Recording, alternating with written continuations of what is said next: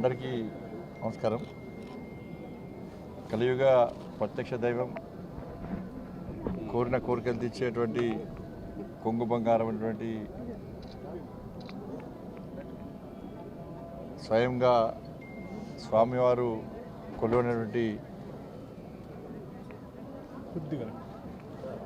తిరుమల తిరుపతి దేవస్థానం ఇవాళ స్వామివారిని దర్శించుకోవడం చాలా సంతోషంగా అనిపించింది.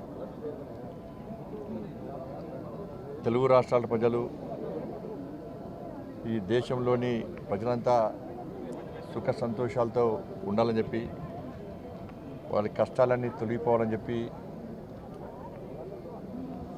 అదేవిధంగా ఈ దేశాన్ని అభివృద్ధి బాటలో నడిపిస్తూ నిత్యం పేద ప్రజల గురించి ఆలోచిస్తూ ఒక శక్తివంతమైన భారతదేశ నిర్మాణం కోసం తల్లి భారతమాతను విశ్వగురు స్థానంలో ప్రతిష్ఠించాలని చెప్పి ఏకైక లక్ష్యంతో, ఒక దృఢ సంకల్పంతో ముందుకొస్తున్న ఆ నరేంద్ర మోడీ గారికి ఆ స్వామివారు ఆశీర్వాదాలు అందించాలని చెప్పి, నరేంద్ర మోడీ గారిని కాపాడాలని చెప్పి, ఈ దేశంలో కాపాడాలని చెప్పి స్వామివారిని వేడుకోవడం జరిగింది.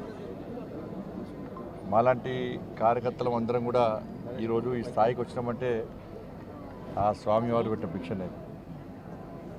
అలా నిజంగా ఏడుకొండలవాడు కేవలం 7 కొండలకే పరిమితం కాకుండా ప్రపంచవ్యాప్తంగా వ్యాప్తించినటువంటి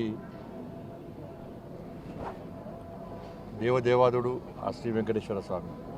కాబట్టి అటువంటి స్వామివారిని దర్శించుకోవడం చాలా సంతోషం. ఇక్కడ చూస్తుంటే మనం మొన్న ఇప్పుడు ప్రశాంతమైన వాతావరణం ఉంది. ఒక భక్తియుత ధార్మిక వాతావరణంలో నిర్వహణ కొనసాగుతూ ఉండాలి.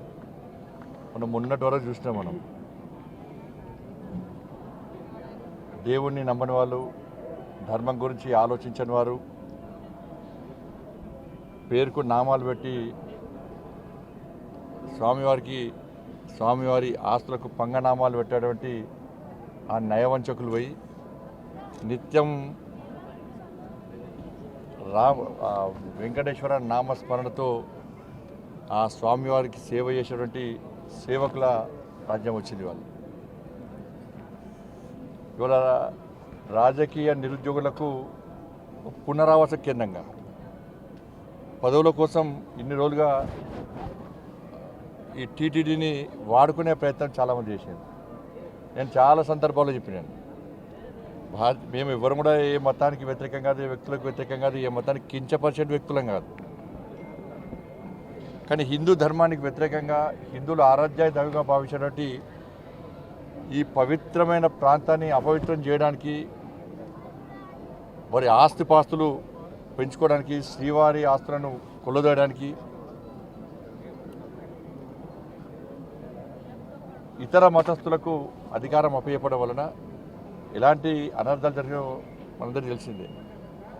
అందుకే 2 కొండలవాడ గోవింద గోవింద అనేటువంటి వ్యక్తులు వేరు. ఆ అరాచక నయవంచక పాలన పీడ విరగడైంది. వాళ్ళు 7 కొండలవాడ వెంకటరమణ గోవింద గోవింద అనేటువంటి సేవకులు ఎవరు వచ్చారు. వాళ్ళు ఏం చేసారు? వాళ్ళు ఇన్ని రోజులుగా స్వామివారికి సేవ చేయడం ముఖ్యం కాదు వాళ్ళకు. నేను నిన్న సాయంత్రం నిన్నటి నుంచి వస్తుంటే ఇక్కడ సిబ్బంది కానీ, అనేక మంది భక్తులు కానీ, ఇక్కడ గత పాలకులు, గత కమిటీ నిర్వాహకులు చేసినటువంటి నిర్వాహకం గురించి చెప్తా ఉన్నారు. అక్రమ దందా, లంగదందా, లఫంగదందా, దొంగదందాలు చేసి వాళ్ళ స్వామివారి ఆస్తిని, జాతీయ సంపదను కొల్లగొట్టే ప్రయత్నం చేశారు. వాళ్ళ ఎర్రచందనం, వీళ్ళంతా వీరప్పన్ వారసులు. అంతా కూడా వీరప్పన్ వారసుల చేతిలో మొన్నటి వరకు కూడా టీటీడీ ఉండే. స్వామివారి పవర్ ఎంతో తెలుసు, స్వామివారి శక్తి ఎంతో తెలుసు. సరే 10 సంవత్సరాలు వాళ్ళు ఆడిందే ఆట, పాడిందే పాట కావచ్చు. ఇవాళ ఏమైంది పరిస్థితి? స్వామివారి జోలు పోతే ఏమైంది పరిస్థితి?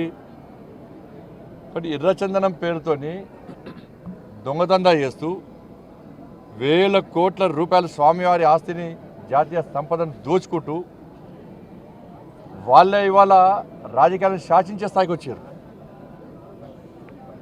రాజకీయ నాయకులను వాళ్ళ గుప్పిట్లో పెట్టుకొని ఎన్నికల్లో గెలవాలన్నా, ఎన్నికల్లో ఖర్చు పెట్టాలన్నా, పార్టీలు నడవాలన్నా, చివరకు ప్రభుత్వాన్ని కూడా అప్పులు ఇచ్చే స్థాయికి వచ్చినంటే ఇంతకన్నా దుర్మార్గం ఇంత కూడా సిగ్గుచేటి కూడా కాదన్న విషయాన్ని మనం గుర్తుంచుకోవాలి. తప్పకుండా దీన్ని వదిలిపెట్టే ప్రసక్తి లేదు. గతంలో విషయంలో చంద్రబాబు నాయుడు గారు మాట్లాడారు, పవన్ కళ్యాణ్ గారు మాట్లాడారు, మా భానుప్రకాష్ గారు మిశ్రా వీళ్ళందరూ కూడా ఈ విషయంలో చాలా సందర్భాల్లో ఫైట్ చేశారు. కానీ వాళ్ళ ఆలోచన ఏంది, ఉన్నన్ని రోజులు ఈ ఎర్రచందనం పేరుతో మొత్తం దోచుకోవాలి, శ్రీవారి సమాధానం దోచుకోవాలి, మేము కోటీశ్వరుగా మారాలని చెప్పి ఒక దురాలోచనతో వాళ్ళు ఇన్ని రోజులు ఇక్కడ నిత్యం పాలన కొనసాగించారు. కాబట్టి దాన్ని వదిలిపెట్టే ప్రసక్తి లేదు. పూర్తిగా ఈ విషయాన్ని మా కేంద్ర హోంశాఖ మంత్రులు అమిత్ షా గారి దృష్టికి తీసుకొస్తాం. తప్పకుండా దీన్ని నివేదికలు తెప్పించుకుంటాం. ఎర్రచందనం స్మగ్లింగ్ పేరుతోని స్వామివారి సంపదను, జాతీయ సంపదను ఎవరైతే దోచుకున్నారో, అక్రమ దందా చేశారో ఆ మూర్ఖులను వదిలిపెట్టే ప్రసక్తి లేదు. మా మీద ఏ రాజకీయ ఒత్తిడి ఉండదు. రాజకీయ ఒత్తిడిలకు భయపడేటువంటి వ్యక్తులం కాదు. మేము ప్రజా సంపదను, శ్రీవారి సంపదను, జాతీయ సంపదను కాపాడే వ్యక్తులం. ఇన్ని రోజులు మీరు ఆడింది ఆడపాడు, ఇక్కడి నుంచి జరిగే ప్రసక్తి లేదు, వాళ్ళని వదిలిపెట్టే ప్రసక్తి లేదు.